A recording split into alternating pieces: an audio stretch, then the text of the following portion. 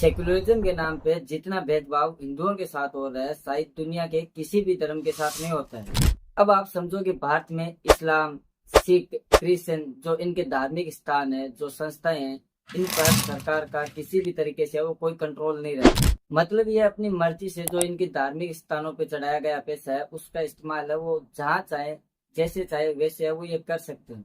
इनको है वो पूरी तरीके से फ्रीडम है। लेकिन जब वहीं पे हिंदू मंदिरों की बात आती है तो हिंदू मंदिरों को ज्यादातर राज्यों में है वो राज्य सरकार है वो खुद कंट्रोल करती है। मतलब जो मंदिरों में पैसे आए, जो जमीन है वो दान दी गई है, पैसों का उस जमीन का कैसे इस्तेमाल करना है, कहाँ पे इस्तेमाल करना है, वो है वो राज्य सरकार तय करेगी।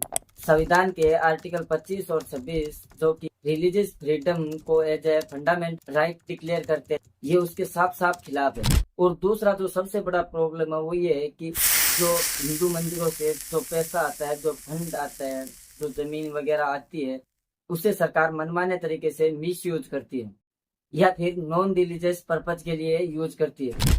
हिंदुओं के मंदिरों के पैसे से गैर हिंदुओं को सब्सिडी तक है वो दी जाती है। देखो यहाँ पे वो मैं किसी धर्म को टारगेट नहीं कर रहा हूँ, मेरा मानना ये है कि बात सीधी सी है कि अगर फ्रीडम देना है आपको तो सबको फ्रीडम दो, और अगर नहीं देना है तो लगाम लगानी है तो सबके ऊपर है वो लगाम लगाओ।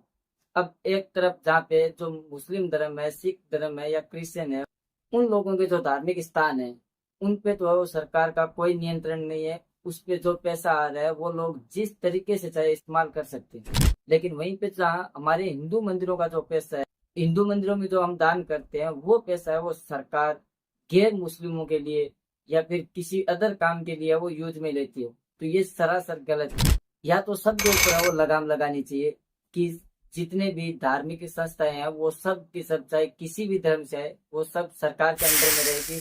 उसमें जो पैसा आएगा वो गवर्नमेंट तय करेगी कि कहाँ पे है वो इस्तेमाल करना है, कैसे इस्तेमाल करना है। या फिर है वो किसी एक धर्म को है वो टारगेट नहीं करना चाहिए। आप वो बाकी धर्मों को छोड़ रहे हो और हिंदू धर्म को है वो सिर्फ टारगेट किया जा रहा है।